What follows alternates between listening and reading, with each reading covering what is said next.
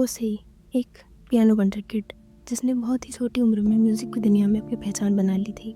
उसकी माँ, जो उसकी सख्त टीचर थी, उस पर परफेक्शनिस्ट बनने का काफ़ी दबाव डालती थी। लेकिन उसकी माँ की मृत्यु के बाद कोसेई का संगीत से रिश्ता टूट सा गया।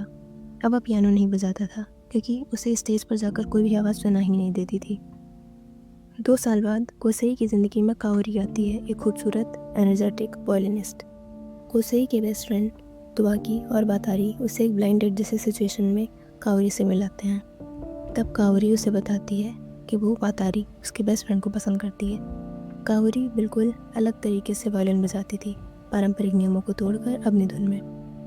काओरी कोसेई को फिर से पियानो बजाने के लिए प्रेरित करती है। वह उसे ज़बरदस्ती एक म्यूज़िक कंपटीशन में पार्ट लेने के लिए मना लेती है। हालांकि कोसेई अभी भी अपने डर से जूझ रहा था, लेकिन काओरी की ऊर्जा और संगीत के लिए उसकी आज़ादी देखकर धीरे धीरे वह म्यूज़िक की दुनिया में लौटने लगता है। काओरी हमेशा खुश और चंचल लगती थी, लेकिन कभी कभी वह अचानक से बेहोश होकर गिर जाती थी, कभी बहुत ज़्यादा थक जाती थी या कभी भी उसकी अचानक से तबीयत खराब हो जाती थी, पर वह हमेशा इसे हल्के में लेकर हंस देती थी। वह कोसेई को अपने ड्रीम की तरफ धकेलती रही, लेकिन उसने अपने बारे में उसे ज़्यादा कुछ नहीं बताया। जब कोसेई आखिरकार काओरी के करीब आता है तो उसे एक दिल तोड़ देने वाली सच्चाई का पता चलता है। काओरी एक गंभीर बीमारी से जूझ रही थी। उसकी हालत दिन ब दिन बिगड़ती जा रही थी। उसने अपनी तकलीफ छुपाने के लिए खुशहाल व्यवहार अपनाया।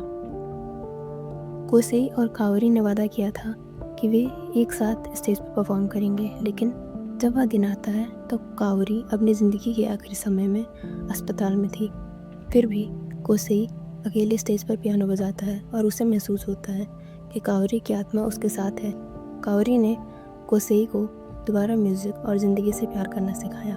पहले ही वह खुद हमेशा के लिए चली गई। कुछ समय बाद कोसेई को एक चिट्ठी मिलती है जिसमें काओरी का सबसे बड़ा झूठ सामने आता है। काओरी ने लिखा था, कोसेई, तुमने सोचा था ना कि मैं वातारी को पसंद करती थी, लेकिन सच में मैं शुरू से तुम्हें ही चाहती थी।